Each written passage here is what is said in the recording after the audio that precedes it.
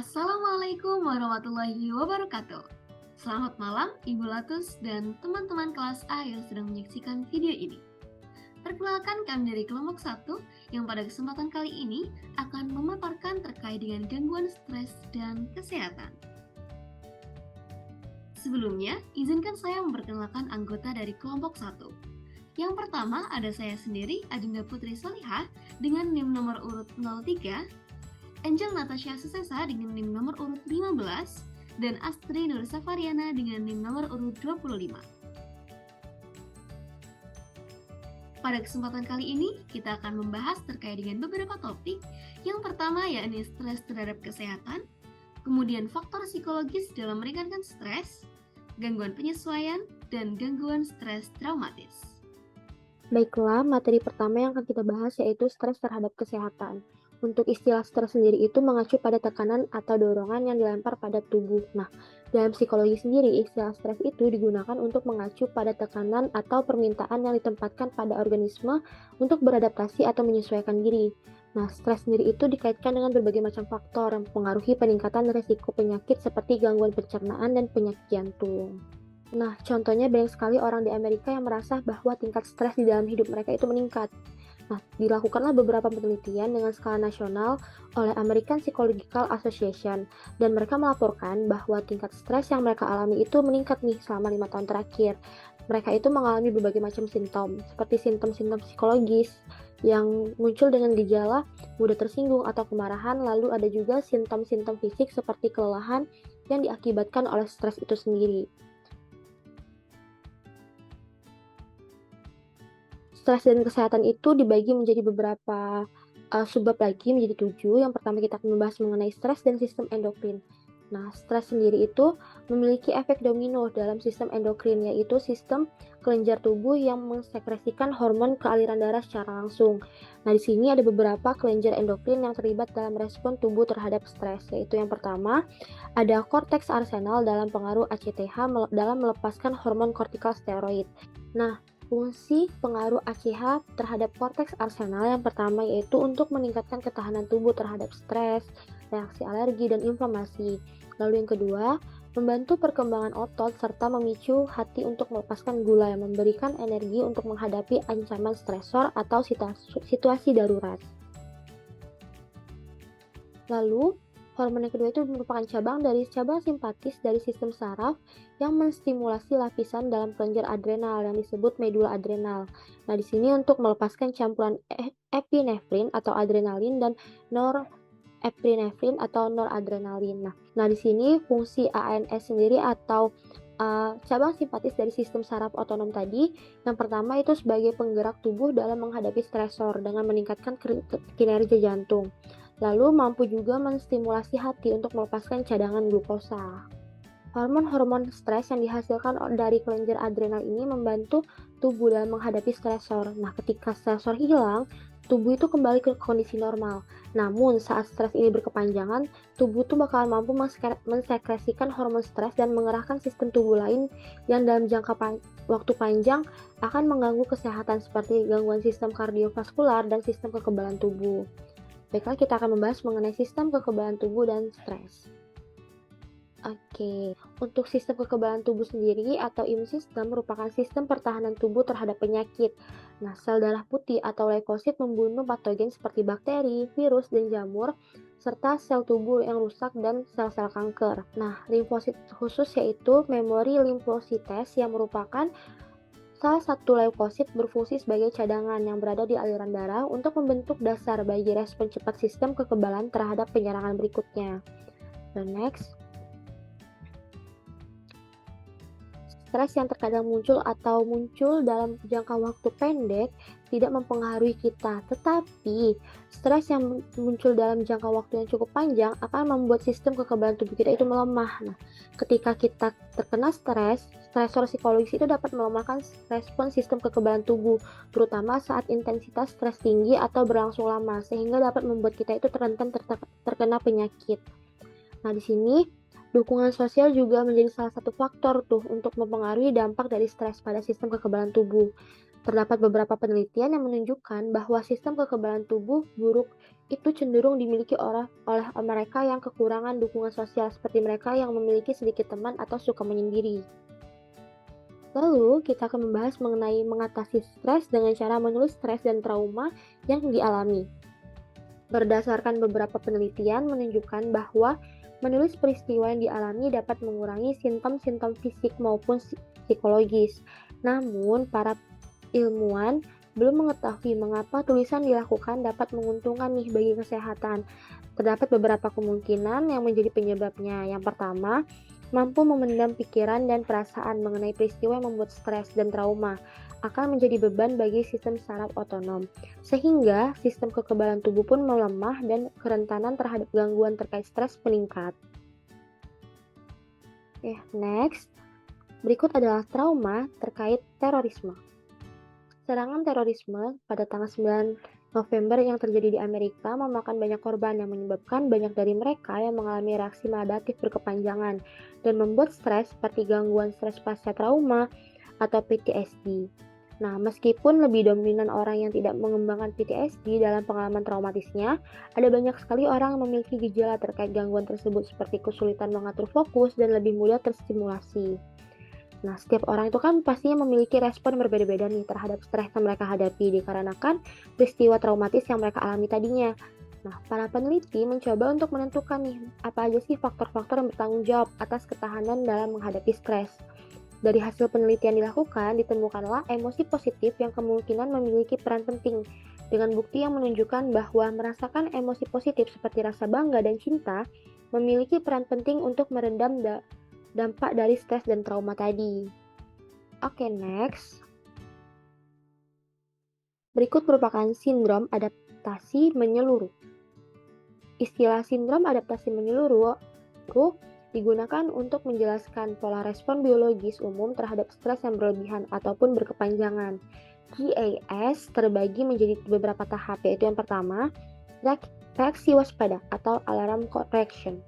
Reaksi waspada menggerakkan tubuh untuk bersiap dalam menghadapi tantangan atau stres. Tubuh bereaksi dengan respon kompleks yang melibatkan aktivasi sistem saraf sehingga akan meningkatkan stimulasi tubuh dan memicu pelepasan hormon stres. Pola respon ini juga disebut sebagai reaksi berjuang atau melarikan diri oleh seorang fisiolog Harvard University bernama Walter Cannon. Lalu yang kedua, tahap resistensi. Tahap resistensi sendiri adalah tahap adaptasi jika stresor bertahan.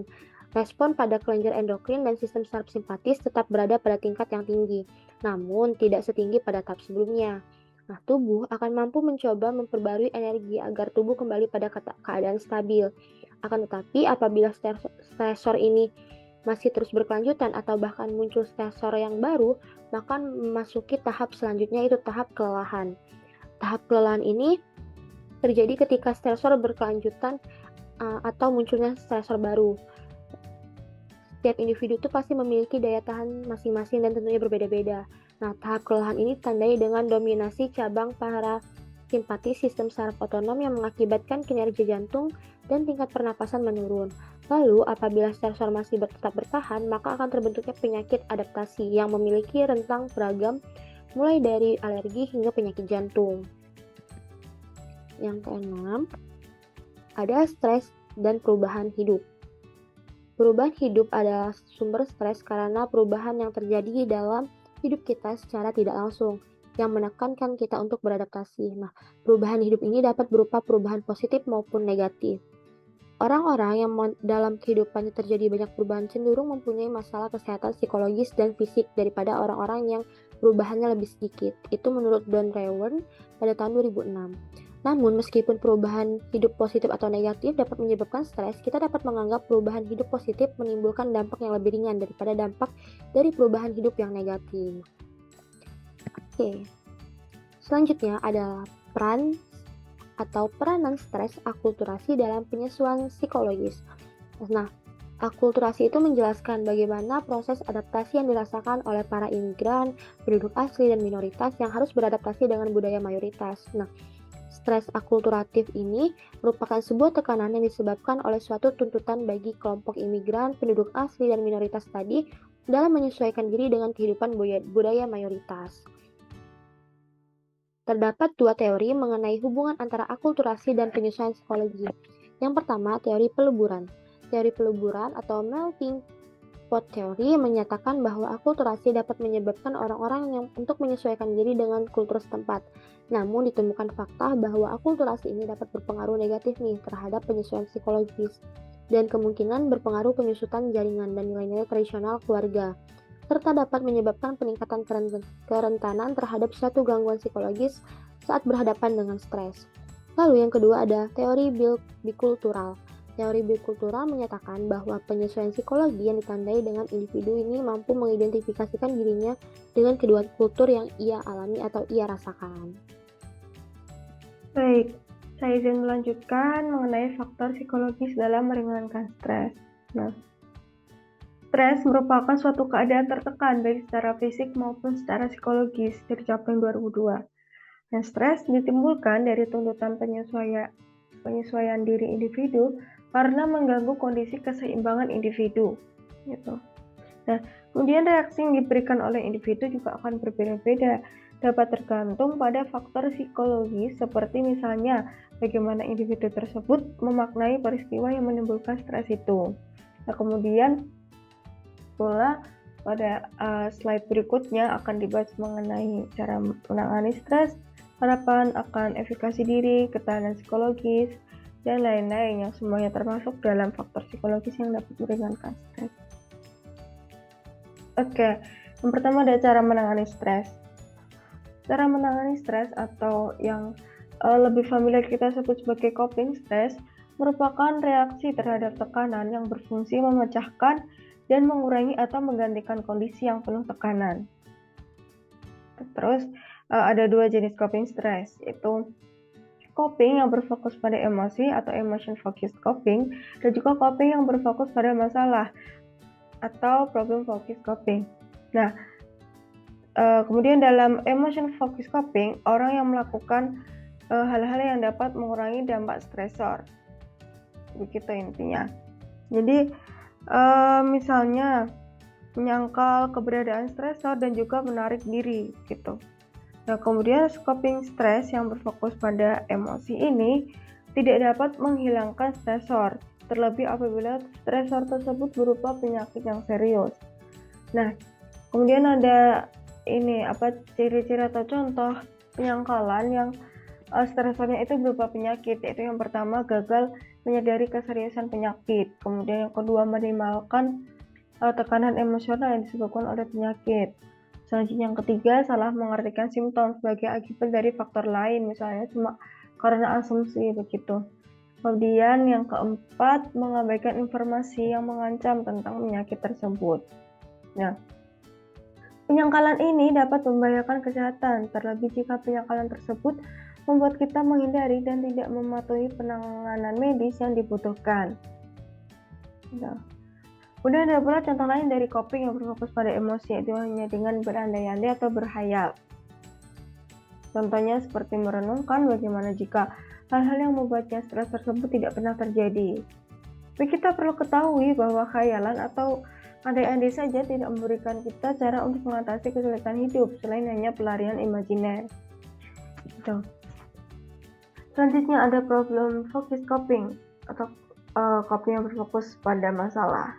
Nah, artinya kita menilai stresor yang kita hadapi serta melakukan apa yang dapat kita lakukan untuk mengubah stresor atau memodifikasi reaksi yang dikeluarkan sehingga dampak dari stresor tersebut dapat berkurang. Nah, hal ini berarti meliputi strategi-strategi untuk menghadapi sumber stres secara langsung, misalnya mencari informasi tentang penyakit atau penyebab lainnya secara sendiri atau dengan bantuan orang lain atau profesional. Gitu. Nah, selanjutnya ada harapan akan efikasi diri. Nah, harapan akan efikasi diri merujuk pada harapan kita terkait kemampuan dalam mengatasi tantangan yang kita hadapi, menunjukkan perilaku tertentu dengan terampil, dan menghasilkan perubahan positif dalam hidup kita. Gitu. Nah, maksudnya apabila kita percaya bahwa kita dapat menghadapi penyebab stres yang kita alami itu, kita mungkin akan menjalaninya dengan baik.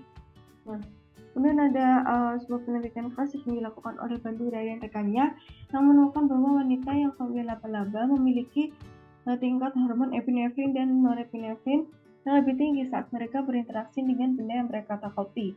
Nah, contohnya yang hal ini itu laba-laba gitu. Nah, hormon epinefrin atau norepinefrin ini disebut juga hormon stres, membuat kita merasa tidak nyaman, lemah, dan gugup. Gitu. Nah, seiring meningkatnya kepercayaan diri atau harapan akan efikasi diri, nah hormon stres tersebut akan menurun. Sehingga ketika harapan akan efikasi diri ini tinggi, kita percaya bahwa kita dapat menghadapi stres tersebut karena kita jauh merasa tidak lebih gugup gitu. Selanjutnya ada ketahanan psikologis. Ini atau disebut juga psychological hardiness, ini merujuk pada sekumpulan trait yang dapat membantu seseorang dalam mengelola stres. Ada sebuah investigasi yang dilakukan oleh Susan Kobasa tahun 79 gitu, meneliti sebuah eksekutif bisnis terlepas dari beban stres yang mereka miliki. Nah, dari hasil investigasi itu didapat 3 trait utama yang membedakan eksekutif bisnis yang kuat secara psikologis atau ini juga dapat kita generalisasi sebagai orang secara umum. Itu yang pertama, trait yang pertama itu komitmen. Orang yang kuat melibatkan diri mereka secara penuh, bukan dengan menarik diri dari komitmen yang dijalaninya. Artinya mereka percaya pada apa yang sedang mereka lakukan. Kemudian yang kedua ada tantangan. Orang yang kuat percaya bahwa perubahan merupakan hal yang normal. Tidak hanya mengandalkan pada stabilitas. Kemudian yang ketiga, memiliki kendali atas hidup mereka. Orang yang kuat percaya dan berlaku dengan perasaan yakin bahwa diri mereka lah yang dapat menentukan penghargaan dan hukuman dalam hidup. Hal ini seperti sebuah teori yang dikemukakan oleh Julian Rotter tahun 66. Kemudian individu yang kuat secara psikologis memiliki lokus pengendalian internal. Nah, apa itu lokus pengendalian internal? Nah, maksudnya itu penyebab keberhasilan atau kegagalan terletak atau dirasakan oleh orang tersebut sebagai sesuatu yang internal untuknya, seperti kemampuan dan upaya yang dicurahkannya untuk setiap tugas.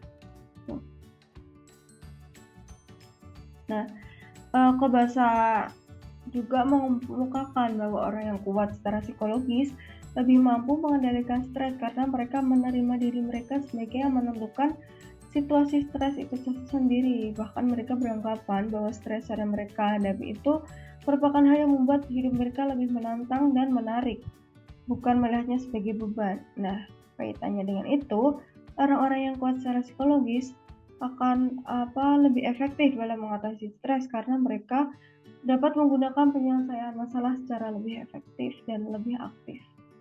Selanjutnya ada optimisme. Melihat gelas sebagai setengah penuh dihubungkan dengan kesehatan fisik dan emosional yang jauh lebih baik daripada melihatnya dengan sebagai setengah kosong. Nah, di sini artinya apa?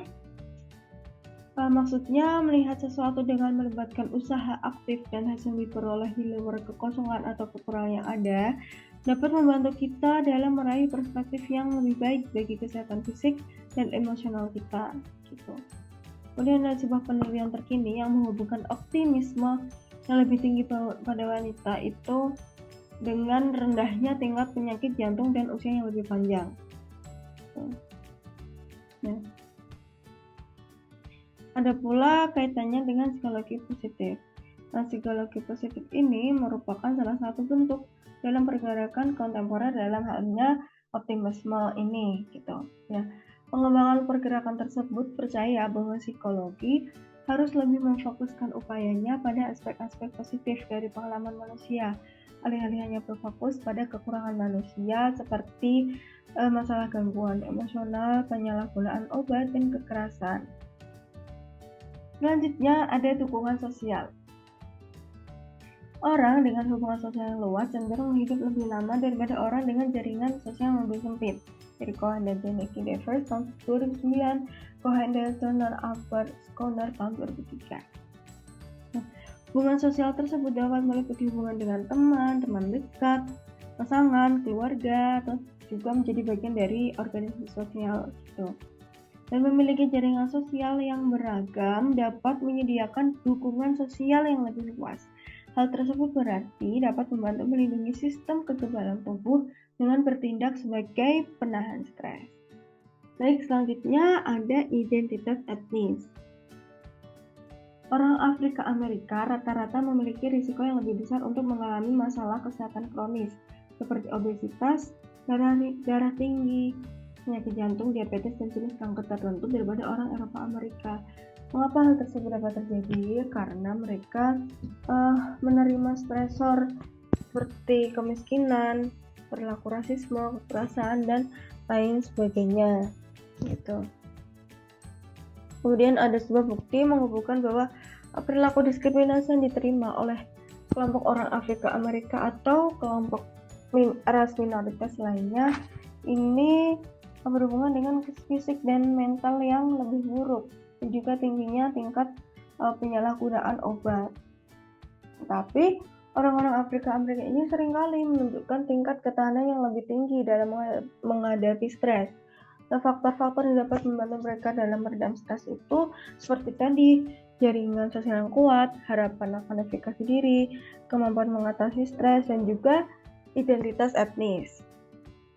Nah, maksud dari identitas etnis ini, orang-orang menunjukkan dengan bangga apa etnis asal mereka atau ras asal mereka tersebut. Nah, sehingga dapat dikatakan bahwa mendapat dan menjaga kebanggaan akan identitas ras serta warisan budaya dapat membantu orang Afrika Amerika dan juga kelompok ras minoritas lainnya dalam meredam stres yang timbul dari rasisme yang diterima. Nah, hal ini juga telah dibuktikan oleh Satmes et al. Tahun 2010 bahwa pada identitas ras yang lebih kuat yang ada pada orang-orang Afrika Amerika itu berhubungan dengan rendahnya tingkat stres yang mereka alami.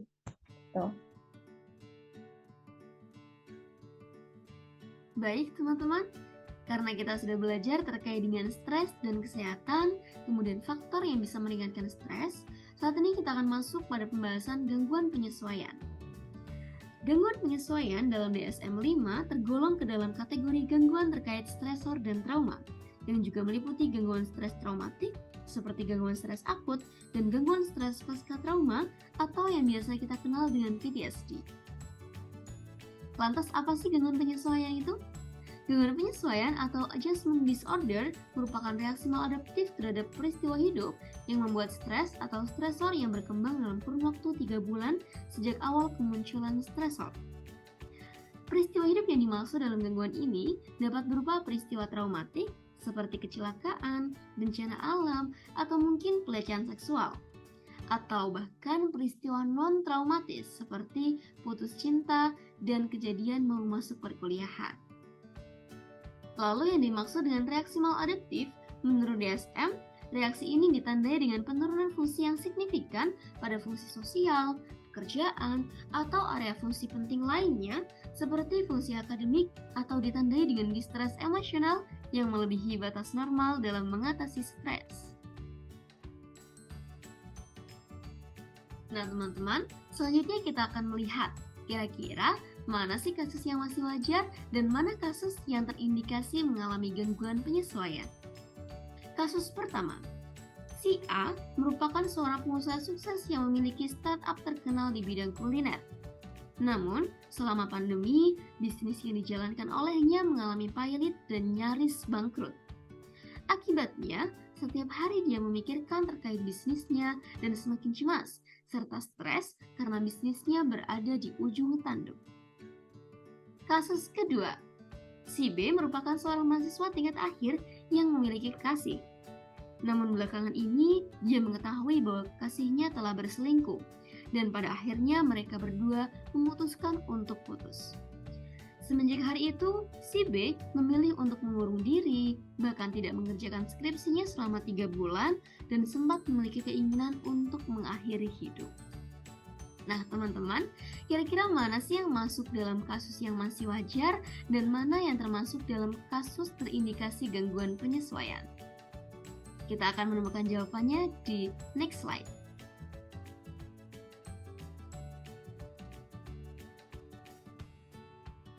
Nah Nah, teman-teman, ternyata yang termasuk dalam kasus tidak wajar adalah kasus nomor 2.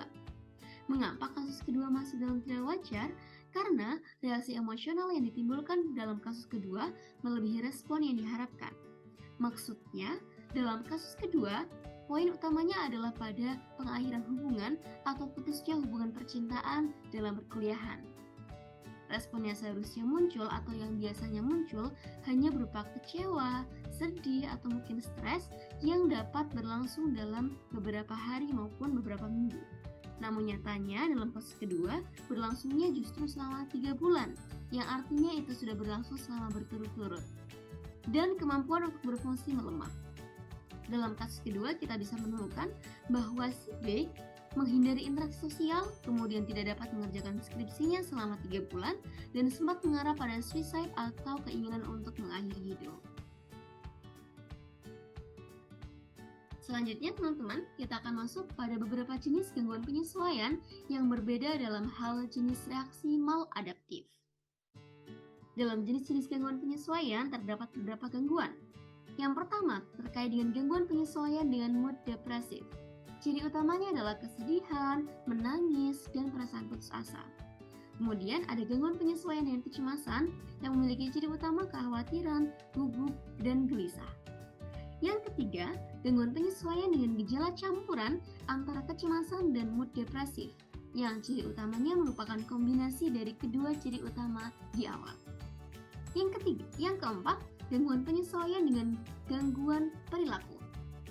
Ciri utamanya pada pelanggaran hak orang lain atau melanggar norma sosial yang sesuai dengan usia seseorang. Misalkan berlaku vandalisme, membolos, berkelahi, ugal-ugalan, dan tidak melakukan kewajiban hukum. Selanjutnya, gangguan penyesuaian dengan gejala campuran antara gangguan emosi dan gangguan perilaku. Ciri utamanya adalah gabungan dari gangguan emosi seperti depresi dan gangguan tingkah laku. Dan gangguan penyesuaian yang terakhir adalah gangguan penyesuaian tak tergolongkan, di mana kategori ini berlaku untuk orang-orang yang tidak dapat diklasifikasikan ke dalam salah satu subtipe gangguan penyesuaian sebelumnya. Teman-teman, agar seseorang dapat didiagnosis dengan gangguan penyesuaian, reaksi terkait dengan stres yang ditunjukkan tidak cukup untuk memenuhi kriteria diagnosis untuk sindrom klinis lainnya. Dalam artian lain, seseorang dapat didiagnosis menderita gangguan penyesuaian ketika memang tidak sesuai diagnosisnya untuk sindrom klinis yang lain, seperti itu. Dan perlu diketahui bahwa reaksi maladaptif juga dapat diatasi jika stresor dihilangkan atau jika individu belajar untuk mengatasinya.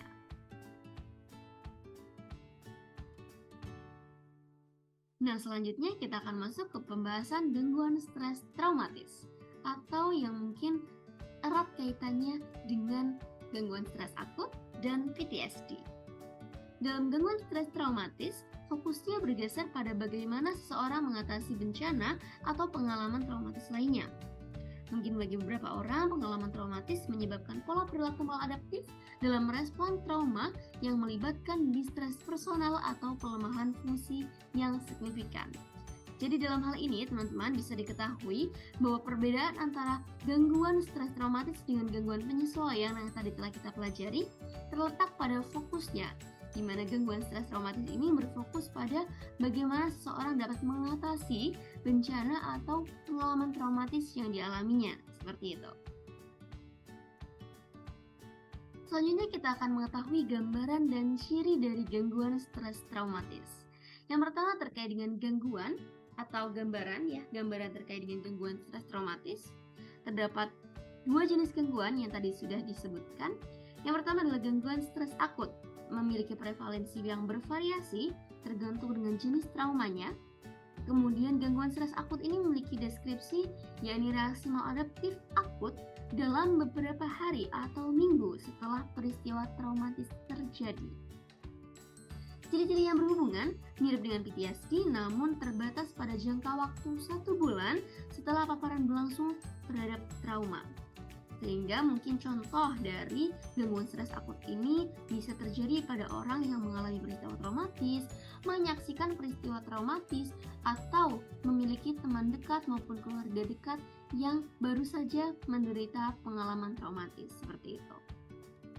Selanjutnya adalah gangguan stres pasca trauma atau PTSD, di mana PTSD ini memiliki prevalensi sebanyak 9% dan merupakan reaksi maladaptif berkepanjangan terhadap peristiwa traumatis. Nah, ciri yang berhubungan dengan PTSD ini, yang pertama adalah mengalami kembali peristiwa traumatis, menghindari isyarat atau stimulus yang berhubungan dengan peristiwa traumatis, kemudian mengalami mati rasa menyeluruh atau kebas emosi, mudah terpicu, kemudian mengalami distres emosi, dan mengalami gangguan dalam berfungsi. Untuk ciri umum dari gangguan stres traumatis terdapat 5 ciri umum. Yang pertama adalah perilaku menghindar, di mana individu cenderung untuk menghindari stimulus-stimulus yang mengingatkannya pada peristiwa traumatis. Kemudian yang kedua, mengalami kembali peristiwa traumatis, semacam mengalami kilas balik, baik melalui mimpi atau mungkin melalui hal-hal yang bisa memicu. Kemudian, distres emosional, pikiran negatif, dan gangguan fungsi. Kemudian yang keempat, mudah terpicu. Dan yang terakhir adalah mengalami kebas emosi. Karena pada pasien PTSD, seseorang mungkin saja merasa dirinya mati rasa atau kehilangan kemampuan untuk merasakan kasih sayang dan cinta.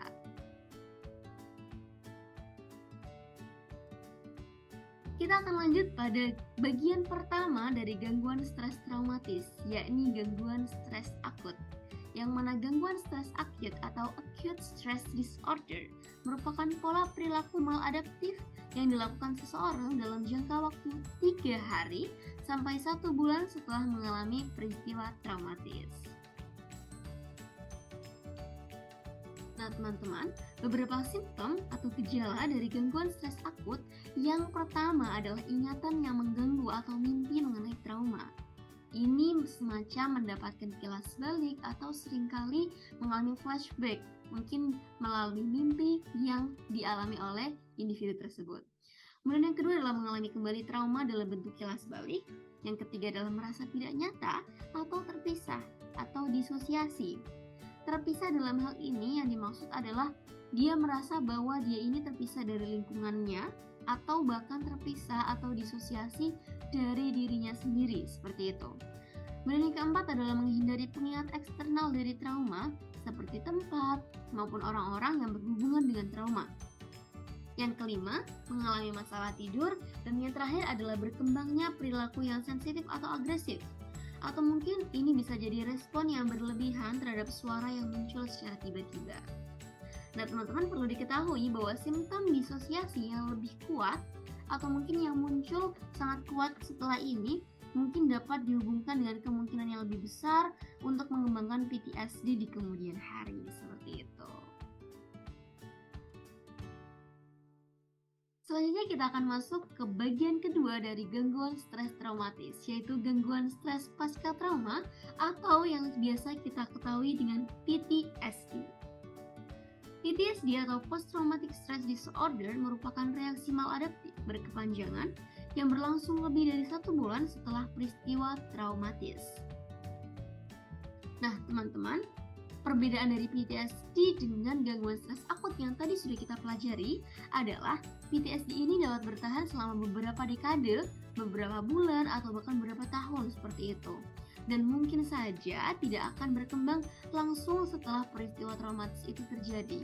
Jadi, memiliki kemungkinan atau memiliki peluang bahwa PTSD ini bisa terdeteksi setelah 1 tahun peristiwa traumatis itu terjadi, seperti itu.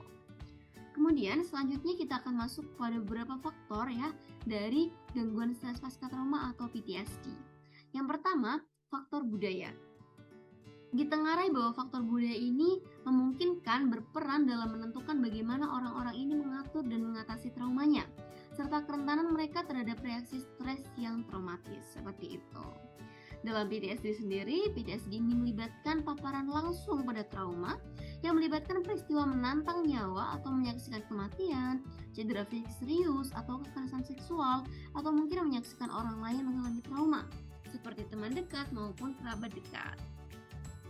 Nah teman-teman, perlu diketahui bahwa lebih dari 2/3 individu pernah mengalami peristiwa traumatis dalam hidup mereka. Namun yang membedakan adalah mungkin sebagian besar individu ini mampu mengatasi peristiwa traumatis tersebut tanpa bantuan profesional. Namun, kurang dari 1/10 individu tetap mengembangkan gangguan PTSD. Selanjutnya kita akan masuk kepada faktor peningkat resiko PTSD. Mungkin di sini teman-teman bertanya-tanya ya, kira-kira apa sih yang membedakan atau apa aja sih faktor yang bisa menyebabkan seseorang ini mengalami PTSD atau seseorang ini bisa bertahan atau survive setelah mereka mengalami peristiwa traumatis seperti itu. Jadi teman-teman, terdapat beberapa faktor memprediksi PTSD pada penderita trauma. Ini ada 2 faktor. Yang pertama adalah faktor terkait peristiwa. Ya, ini berkaitan erat dengan tingkat paparan trauma dan tingkat keparahan trauma seperti itu. Sehingga dimaksud dengan tingkat paparan dan keparahan ini lebih kepada seseorang yang mengalami peristiwa traumatis secara langsung. Misalkan dia memang menjadi korban dari pelecehan seksual seperti itu.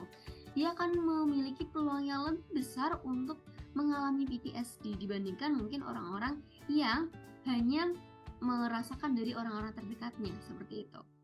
Kemudian yang kedua adalah faktor terkait individu atau lingkungan sosial. Yang pertama ada sejarah kekerasan seksual masa kecil. Bagi individu yang mengalami peristiwa traumatik atau mengalami peristiwa yang mungkin menyebabkan sedikit gangguan pada masa lampaunya, misalkan seperti pelecehan seksual pada masa kecil, pada masa sekolah, hal itu akan memperbesar peluang terjadinya PTSD kepada mereka. Kemudian yang kedua adalah predisposisi atau kerentanan genetik. Predisposisi ini bisa terjadi karena biasanya bagian dari otak atau amigdala yang biasa mengatur atau mengontrol rasa takut itu berbeda antara penderita PTSD dengan orang normal seperti itu. Dan ini sudah dibuktikan dalam beberapa penelitian. Kemudian yang ketiga adalah rendahnya dukungan sosial. Karena dukungan sosial ini berkaitan erat dengan bagaimana nantinya pasien PTSD ini tidak terpisah atau tidak merasa ada disosiasi dari lingkungannya, seperti itu. Kemudian selanjutnya adalah rendahnya respon coping aktif dalam menghadapi stres traumatis, kemudian perasaan malu, kemudian ada alienisasi atau disosiasi setelah peristiwa traumatis, atau merasa mati rasa. Jadi biasanya memang selama beberapa waktu penderita PTSD ini mengalami bahwa dirinya tidak bisa merasakan emosi-emosi seperti emosi cinta, emosi kasih sayang, dan lain sebagainya, seperti itu.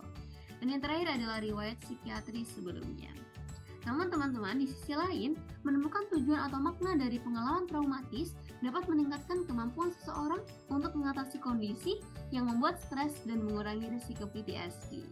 Contohnya, pada pasien PTSD yang mengalami peristiwa traumatis pada saat masa perang atau peperangan, yang mana dia ini merupakan seorang veteran, kita bisa menanamkan pada diri mereka bahwa perang itu dilakukan untuk menegakkan keadilan, seperti itu.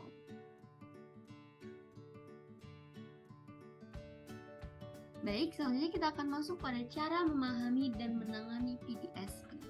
Terdapat 2 cara ya teman-teman. Yang pertama adalah perspektif teoritis, di mana dalam perspektif teoritis ini berkaitan dengan kerangka teori pengkondisian klasik, yakni pengalaman traumatis merupakan stimulus tak terkondisi atau unconditional stimulus, atau yang biasa dilambangkan dengan US, yang dipasangkan dengan stimulus netral atau neutral stimulus, yakni hal-hal yang diasosiasikan dengan trauma, misalkan seperti bau, kemudian ada sentuhan, kemudian ada tempat atau orang, seperti itu. Akibatnya, kecemasan menjadi respon terkondisi atau conditional response yang muncul karena paparan stimulus dari trauma. Nah, setelah peristiwa traumatis ini terjadi, pada akhirnya neutral stimulus atau stimulus netral yang mungkin pada mulanya nih tempat tersebut tidak memiliki arti atau makna bagi si klien. Namun setelah peristiwa traumatis itu terjadi di tempat tersebut, maka tempat itu akan menjadi stimulus terkondisi atau conditional stimulus, seperti itu, yang bisa memancing atau yang bisa menimbulkan perilaku-perilaku terhadap gangguan PTSD ini muncul, seperti itu. Kemudian yang kedua adalah pendekatan penanganan. Terapi kognitif perilaku atau CBT telah membuahkan hasil yang impresif dalam menangani PTSD. Komponen penanganan dasar adalah pemaparan ulang petunjuk dan emosi yang diasosiasikan dengan trauma. Jadi pada terapi kognitif perilaku atau CBT ini, biasanya pasien akan didorong untuk terus-menerus membicarakan pengalaman traumatis yang dialaminya. Kemudian mereka juga didorong untuk kembali mengalami aspek-aspek emosional trauma dalam imajinasinya. Misalkan seperti melihat slide, melihat film, atau bahkan mengunjungi lokasi terjadinya trauma, seperti itu. Nah, kemudian kita akan masuk kepada beberapa pendekatan penanganan ya, beberapa teknik dari pendekatan penanganan. Yang pertama adalah teknik pemaparan. Mungkin salah satu contohnya adalah untuk pasien PTSD yang terkait dengan peperangan. Nah, tugas rumah yang didasarkan pada teknik pemaparan itu dapat meliputi kunjungan ke tugu peringatan maupun menonton film terkait dengan perang, seperti itu. Dalam teknik pemaparan pun terdapat teknik yang dinamakan prolonged exposure atau bentuk pemaparan yang lebih intens yang dapat dilakukan di mana seseorang akan secara berulang kali mengalami peristiwa traumatis di dalam imajinasi mereka selama sesi terapi. Atau mungkin hal ini bahkan dapat dilakukan si klien atau pasien ini secara langsung berhadapan tanpa mencoba lari dari kegelisahan, seperti itu. Kemudian yang kedua adalah pelatihan kemampuan manajemen stres. Salah satunya adalah dengan relaksasi diri yang dapat meningkatkan kemampuan klien untuk mengatasi simptom PTSD. Kemudian ada pelatihan manajemen amarah untuk khususnya pada para veteran perang dengan PTSD. Kemudian yang ketiga adalah obat antidepresan, yaitu penanganan dengan obat antidepresan seperti sertralin dan paroxetine yang dapat membantu mengurangi komponen kegelisahan dari PTSD, seperti itu. Baik teman-teman, selanjutnya kita akan masuk kepada sinopsis film 27 Steps of May yang pada kesempatan hari ini kelompok 1 akan menjelaskan terkait film tersebut. Sinopsis filmnya yakni May yang diperkosa oleh sekelompok orang, di mana pada akhirnya ayah May ini sangat terpukul dan menyalahkan dirinya karena tidak dapat melindungi anaknya. Akibat trauma yang sangat mendalam, May menarik diri sepenuhnya dari kehidupan. Dia menjalani hidupnya tanpa koneksi, emosi, atau kata-kata, sementara ayahnya terjebak oleh perasaan bersalah. Ayah dan May telah hidup seperti ini selama 8 tahun. Tapi semuanya berubah ketika May bertemu dengan seorang pesulap melalui celah kecil di dinding kamarnya. Pesulap membangkitkan rasa penasaran May sekaligus emosinya. Dia menjadi cukup berani untuk mencari dan menghadapi perasaan, sensasi, dan ingatannya yang hilang. Dengan bantuan pesulap tersebut, May berani membebaskan diri dan keluar dari trauma masa lalunya. Selanjutnya teman-teman, kita akan menyaksikan sedikit cuplikan film dari 27 Steps of May, di mana cuplikan-cuplikan ini akan mengarah pada analisis yang setelah ini akan kami paparkan. Mungkin analisis terkait dengan gejala PTSD maupun terkait dengan beberapa kondisi-kondisi maupun faktor-faktor yang melatar belakanginya, seperti itu. Selamat menyaksikan.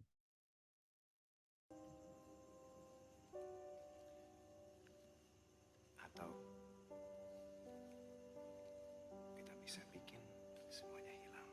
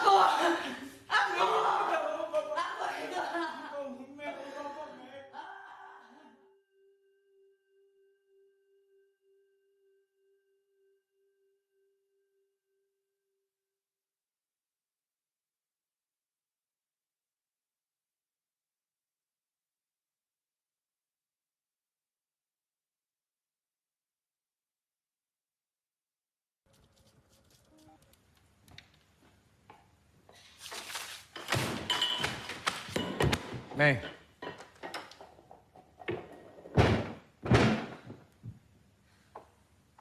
Mei.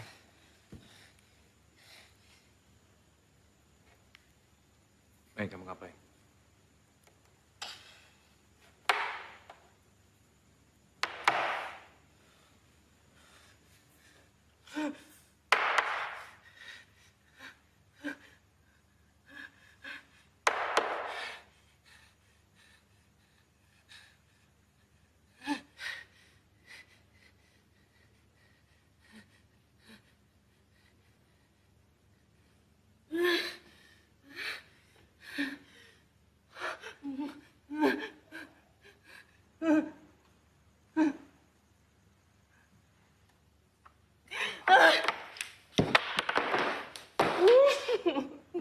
Mei.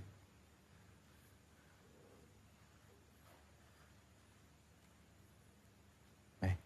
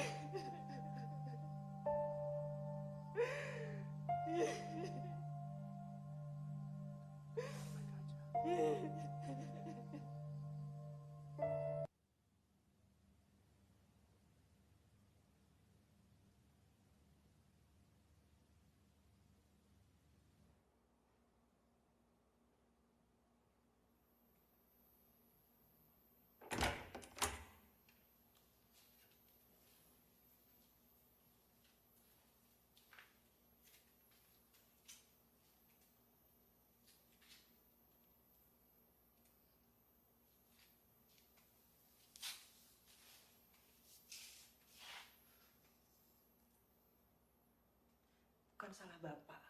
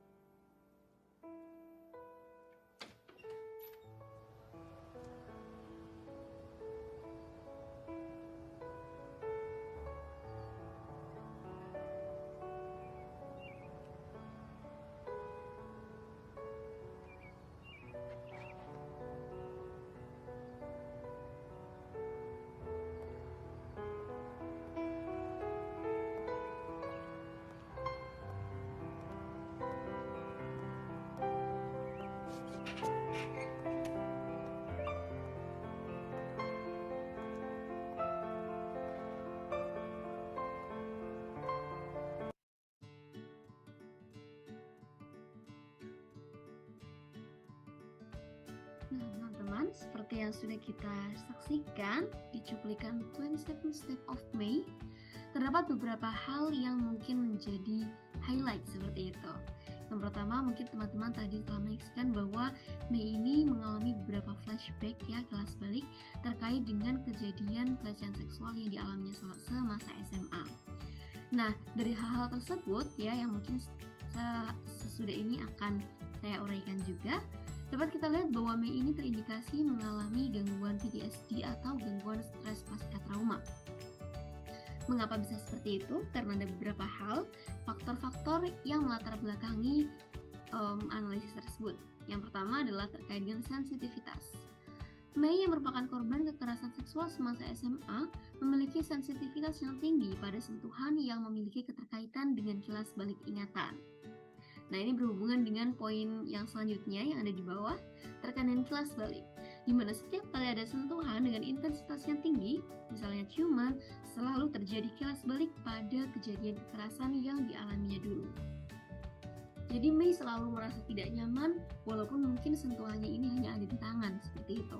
Apalagi sentuhan-sentuhan yang memiliki intensitas tinggi, misalkan seperti ciuman yang dilakukan oleh sang pesulap. Kemudian yang selanjutnya adalah menarik diri.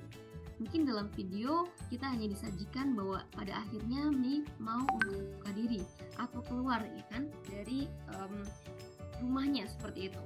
Namun bisa kita lihat juga bahwa Mei ini tidak pernah lagi keluar dari rumahnya semenjak kejadian kekerasan seksual yang menimpanya. Sehingga dia secara tidak langsung juga menolak untuk berinteraksi dengan dunia luar dan merasa tidak terhubung dengan hal-hal yang berada di sekitarnya, seperti itu. Selanjutnya, yang selanjutnya adalah terkait dengan hilangnya kemampuan. Dalam cuplikan disajikan bahwa Mei ini sedikit tertarik ya kan dengan si pesulap. Kenapa sih Mei ini tertarik dengan pesulap gitu kan? Padahal mungkin di sini saya akan menjelaskan bahwa Mei ini tidak bisa merasakan kasih dan cinta seperti itu. Ternyata si pesulap ini mampu untuk menunjukkan atau berani untuk mengekspresikan seperti apa perasaannya kepada Mei. Sehingga mungkin itu yang membuat Mei juga perlahan-lahan menyadari bahwa dirinya akhirnya menemukan kembali nih kemampuan untuk merasakan kasih sayang dan cinta tersebut seperti itu, ya kan? Kemudian yang selanjutnya terkait dengan prolonged exposure atau terkait dengan saat Mei tadi melakukan beberapa hal di mana seakan-akan dia ini mereka ulang kejadian saat dia dilecehkan dan mencoba untuk menyadari reaksi emosional apa yang dirasakan seperti itu. Sehingga mungkin tadi scene tersebut mirip dengan teknik prolonged exposure atau teknik pemaparan jangka panjang. Dan selanjutnya kita akan masuk ke analisis sesuai dengan PPDGJ ya, karena tadi sudah disebutkan bahwa menurut dengan beberapa faktor yang melatar belakangi ternyata Mei ini diindikasi dengan gangguan PTSD atau gangguan stres pasca trauma. Lalu apa sih analisis atau bagaimana sih analisis sesuai PPDGJ-nya gitu? Analisis sesuai dengan PPDGJ, kalau di dalam PPDGJ, PTSD atau Post Traumatic Stress Disorder ini termasuk ke dalam golongan nomor F43.1, gangguan stres pasca trauma, di mana memiliki 2 poin. Yang pertama adalah terkait dengan jangka waktu, di mana memang dalam PPDGJ untuk jangka waktunya sendiri berkisar antara 6 bulan seperti itu ya. Diagnosis bisa ditegakkan jika memang gangguan tersebut sudah dialami oleh pasien atau klien selama 6 bulan. Nah, dalam film 27 Steps of May diceritakan bahwa ternyata gangguan yang telah dialami Mei ini berlangsung selama 8 tahun gitu. Dan bahkan hampir atau sudah melemahkan beberapa kemampuan yang dimiliki oleh Mei. Salah satunya adalah kemampuan untuk berbicara seperti itu. Kemudian faktor yang kedua atau poin yang kedua adalah terkait dengan flashback atau kilas balik, di mana kita bisa menyaksikan bahwa Mei ini sering kali mengalami kilas balik secara berulang kali setiap mendapat sentuhan baik dari ayahnya maupun dari sang pesulap.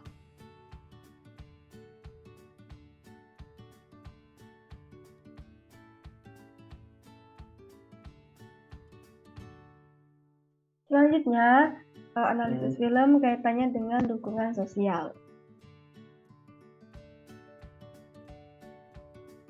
Nah, Dukungan sosial ini akan memegang peran yang cukup krusial dalam proses mengurangi stres. Nah, dalam film tersebut, Mei mendapatkan dukungan sosial berupa dukungan emosional, dukungan instrumental, dan juga dukungan penghargaan. Nah, mengenai dukungan instrumental, ini Mei mendapatkannya dari sang ayah, itu yang merupakan anggota keluarganya satu-satunya. Nah, ayah Mei ini menyediakan kebutuhan pokok Mei dan juga tempat tinggal. Selanjutnya, untuk dukungan emosional, Mei itu mendapatkannya dari ayah dan juga sang pesulap.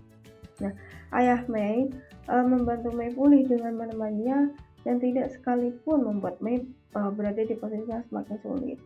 Kemudian sang pesulap juga menunjukkan kepeduliannya dan perhatian kepada Mei dengan menemani juga dan juga mengajaknya bermain.